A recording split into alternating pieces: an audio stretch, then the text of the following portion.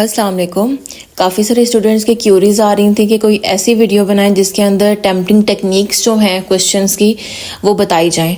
तो अभी recent CSS के मॉक हुए हैं, कुछ अकेडमीज़ ने मॉक लिए हैं, तो उन स्टूडेंट्स में वहाँ पे जिन स्टूडेंट्स ने वो अटैम्प्ट किए हैं उनके कुछ पिक्चर्स जो हैं वो हमने इस वीडियो में कंपाइल किए हैं।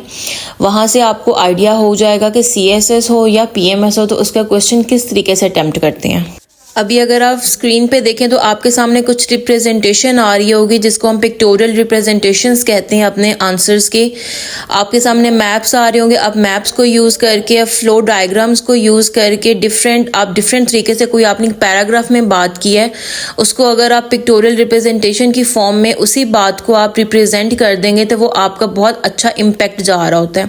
सेकेंड चीज़, आप लोगों ने जो मार्कर्स हैं उनका यूज़ देखें, बच्चों ने कितना अच्छा किया हुआ है। डिफरेंट अकेडमीज है जिसमें हमारे पास वर्ड टाइम्स अकेडमी जो है लाहौर बेस है, उनकी अभी मॉक हुए हैं। उन बच्चों के जो मॉक थे वो उन्होंने अपने पेज पे लगाए थे, वहाँ से मैंने उनकी पिक्चर्स लेके कंपाइल की हैं। कुछ एक दो और अकेडमीज हैं।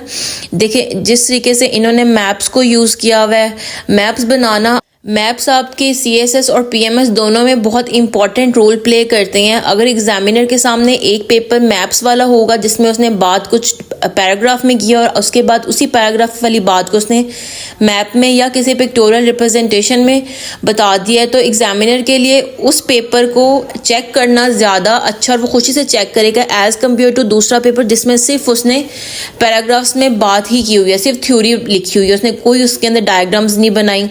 एग्जामिनर के पास जब 50,000 प्लस पेपर्स चले जाते हैं या 10,000 प्लस पेपर्स होते हैं उसके पास, तो उसके लिए इतने पेपर्स को चेक करना और उसकी थ्योरी पढ़ते जाना वो बहुत टफ हो जाता है। तो हम जितना अपने पेपर को एक प्लेट में इजी और अच्छी रेसिपी के तौर पे उसको पेश करेंगे ना, उतने ही अच्छे मार्क्स वो हमें एट दी एंड देगा।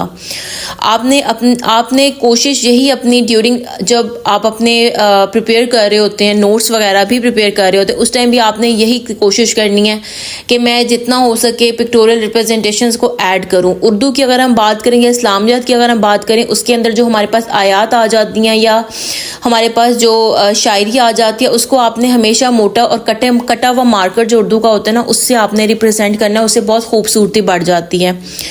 इसी तरीके से जब आप बाकी जो हमारे पास जितने भी इंग्लिश वगैरह के आ जाते हैं, हमारे पास इंग्लिश में हमारे पास कोड्स वगैरह जितनी होती हैं उनको भी मार्कर से आपने यूज़ करना है। आपने ब्लैक मार्कर और ब्लू मार्कर का आपने बहुत ज़्यादा यूज़ रखना है।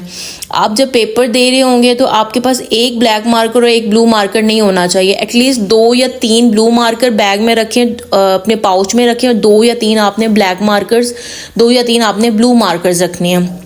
क्योंकि अक्सर ऐसे होता है दिन में जब एक दिन में 2 पेपर्स होते हैं ना, तो अगले दिन में वो जब इतना मार्कर का हमारा यूज़ होता है ना, तो अगले दिन में जो मार्कर की जो आगे से टॉप होते हैं ना वो थोड़ी सी वो लिख के थोड़ी सी वो जब आप नेक्स्ट पेपर अटेम्प्ट करते हैं ना वो थोड़ा सा मोटा लिखने लग जाते हैं। तो हमने उसकी खूबसूरती बढ़ानी है। तो आप अगर अगले दिन पे नेक्स्ट डे पे नया मार्कर यूज़ करेंगे दोनों पेपर्स के लिए तो आपके पेपर्स की जो एक खूबसूरती है वो और बढ़ जाएगी। छोटी छोटी ट्रिक्स हैं जो आप अपने पेपर में यूज़ करेंगे तो आपके पेपर की जो खूबसूरती है वो बहुत बढ़ जाती है।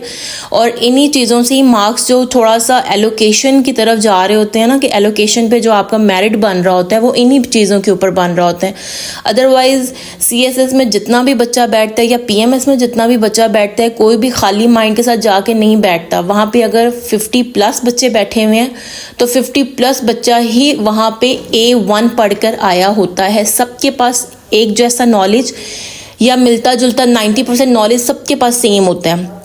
उसको आगे रिप्रेजेंट कैसे करना है, हमने चेकर को, एग्जामिनर को कैसे हमने देना है कि वो हमारी चीज़ हमें उसको 20 में से 16-17 मार्क्स देने पे वो मजबूर हो जाए, तो वो हमारी आगे रिप्रेजेंटेशन स्किल्स जो होती हैं उसके ऊपर डिपेंड करता है, जिसके ऊपर आपकी मेरिट बनता है और आपकी एलोकेशन के लिए ग्रुप्स डिसाइड होते हैं।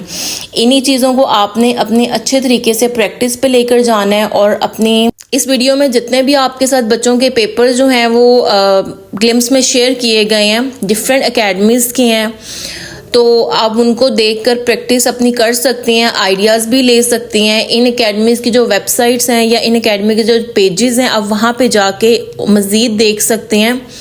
और अगर मॉक देना चाहें तो इन अकेडमी से कॉन्टैक्ट करके आप मॉक भी दे सकते हैं।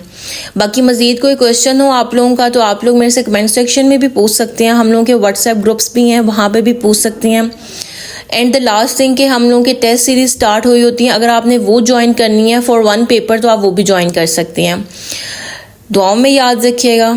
अल्लाह हाफिज़।